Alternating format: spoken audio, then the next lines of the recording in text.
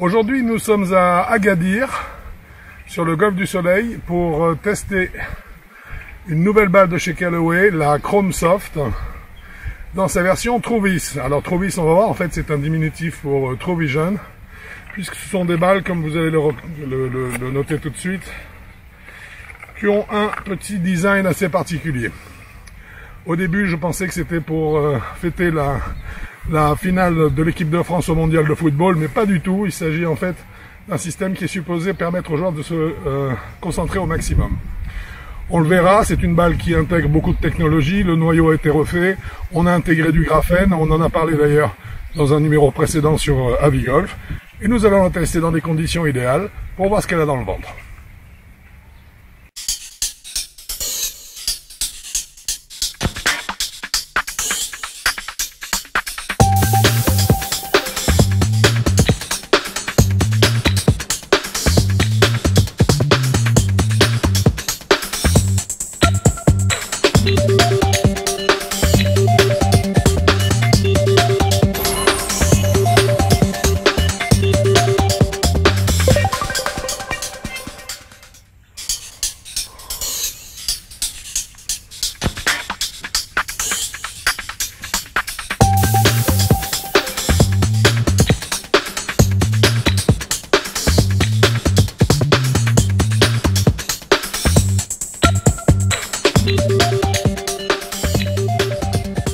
Mon cher Franck, Mon cher Quentin, comment ça va bien? très bien, moi tu sais, tant que je joue au golf, tout va bien. Ah, surtout par un temps pareil. Hein. Et alors, j'osais à peine en parler. En profiter. Donc, tu as testé des nouvelles balles Callaway, les TrueVis, ou ce qu'ils appellent les Chrome Soft. Les Chrome Soft, Chrome Soft. Et là c'est le modèle TrueVis. C'est le modèle TrueVis. Donc, la première chose, c'est tu l'as essayé où?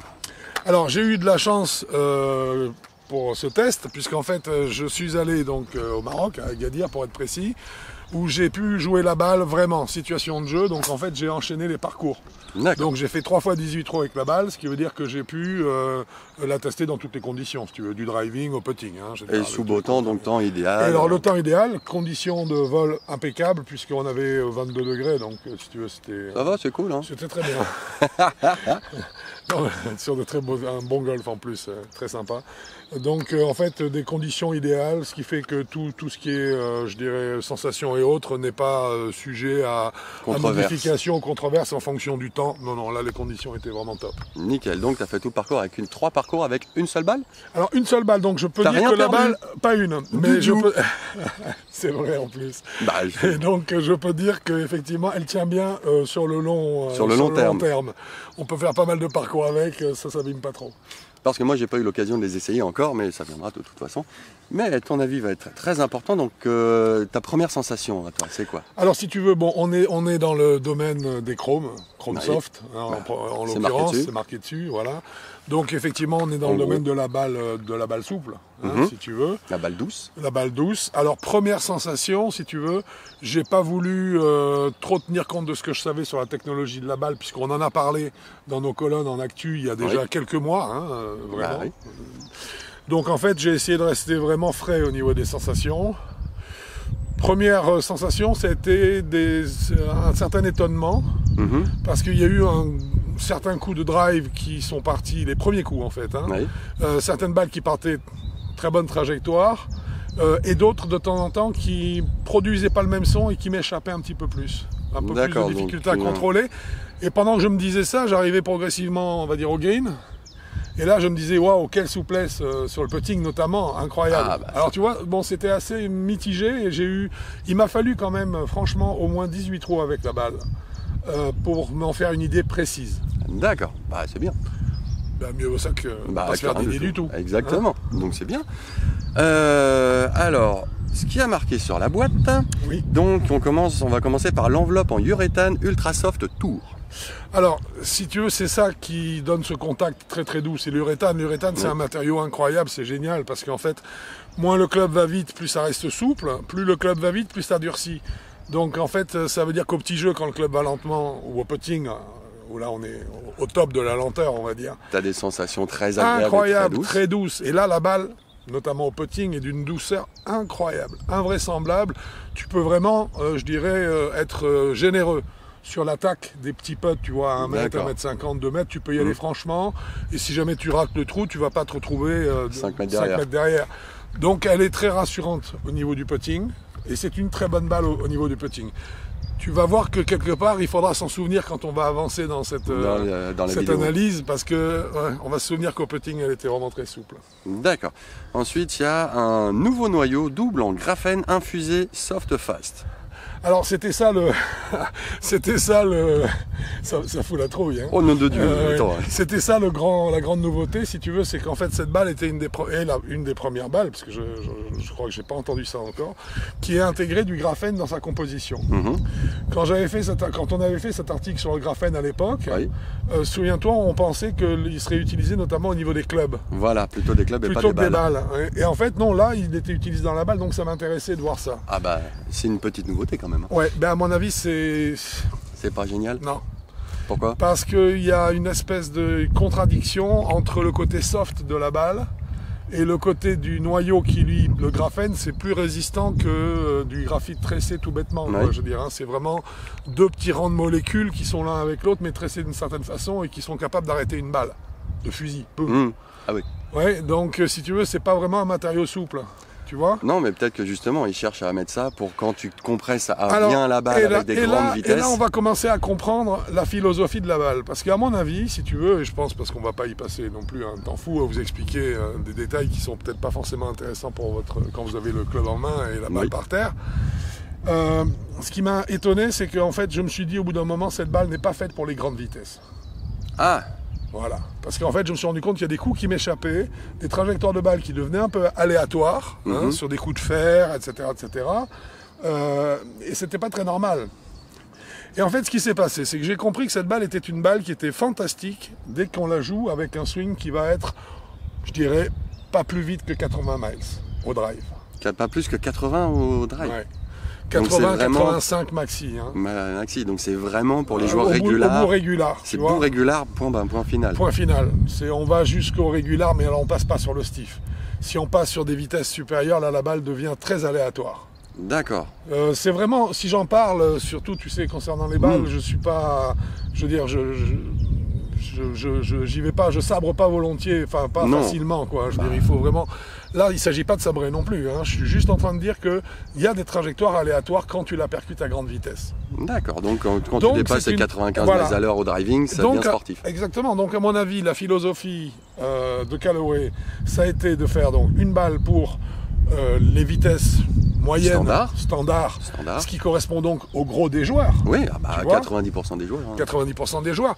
Mais par contre, ils se sont dit, attention, peu de vitesse, il faut quand même qu'on fasse une balle qui soit soft, c'est une soft, mais assez dure quand même pour faire la distance, etc. Et pour réagir au driving. Et c'est là où le graphène, à mon avis, est venu amener son petit plus. Tu vois ce que je veux dire ? Oui, je vois tout à fait. Mais donc, ils ont créé un antagonisme entre souplesse de l'enveloppe et dureté du noyau. C'est peut-être quelque chose à creuser, non? Alors c'est peut-être à creuser, mais simplement pour l'instant, tu as raison. En l'état. Parce que c'est intéressant comme concept. C'est un début de concept, donc ça peut être très intéressant à faire par exemple. C'est pour ça qu'on en avait parlé, parce que ça nous paraissait bien. Pourquoi pas un noyau plus petit, quelque chose comme ça? Quelque chose comme ça. Pour les vitesses plus rapides. Exactement. Mais en tout cas, c'est une base de réflexion intéressante, puisqu'ils sont en train sur une soft, de durcir un noyau pour qu'on ait la sensation du soft. On a la réponse en spin du soft, c'est-à-dire une balle qui a beaucoup de backspin, qui vole un peu haut, à mon goût. Un peu haut, d'accord. Elle s'échappe. C'est beaucoup de balles soft, tu sais. Ah bah oui, de façon générale. Sauf ça, si tu veux, ça reste une balle soft, mais vraiment, une fois de plus, qui doit être, à mon avis, qui est vraiment parfaite pour les joueurs. Vitesse max, 85. Voilà. Et là, je pense que c'est le bonheur. À essayer, à réessayer. Moi, j'essaierai, je taperai dedans aussi. Oui, je te conseille. Je vais bien rigoler. Et puis, pour finir, on a aussi la technologie Truvis. Donc alors, ça, c'est très important. Si vous regardez bien... C'est ce qui fait qu'au début, j'ai cru que c'était non pas une balle de golf, mais un ballon de foot miniature. C'est un système Truvis, en fait, c'est un diminutif de True Vision. C'est la véritable vision. D'accord ? Alors, il se trouve que les études qui ont été faites par Callaway ont été corroborées par ailleurs, elles ont été vraiment confirmées par ailleurs. Et il est vrai que ce qu'on appelle ce type de pattern, c'est-à-dire donc de forme hexagonale, a tendance a tendance à accrocher l'œil. Oui. Et ça, je m'en suis rendu compte à la première balle frappée. le premier coup que j'ai tapé, où je l'ai mis sur le... je m'étais échauffé au practice avant, Ouais. hein, je suis arrivé, je l'ai mis sur le tir au départ numéro 1, et d'un coup j'ai senti, clac, une captation du regard. Assez incroyable, parce que ça c'est quand même bizarre, Avigolf ne fait pas encore dans le paranormal, mais là, Ah non, je mais te ça c'est garantis, l'attention, c'était c'est dans les vraiment neurones ça. que ça se passe. C'est dans les neurones que ça se passe. Par contre, au bout d'un moment, ça devient fatigant. Ah, C'est trop vrai que d'attention, ça augmente devient... le focus, mais au bout d'un moment, tu es trop focus sur la balle. Tu es trop concentré sur la balle. Donc ça devient presque fatigant au final. Ça devient un petit peu fatigant. Et puis, il y a un côté visuel, par contre, sur le green notamment. Quand les autres partenaires de jeu ont des balles blanches et que vous êtes avec votre balle blanc et bleu, on a l'impression de faire un peu... on se demande si on n'est pas en train de jouer avec des enfants avec des balles de toutes les couleurs. Quoi. Oui, les ballons de rugby, enfin Ouais, couleur c'est ballon ça, de rugby, voilà. ballon de foot, balle de Ça billard. fait un peu bizarre quand même. Hein.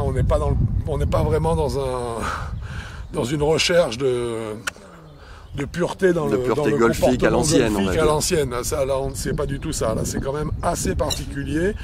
Ça marche au niveau de la concentration, c'est vrai. Ça, franchement, j'ai été, comme je le disais, j'ai été frappé tout de suite.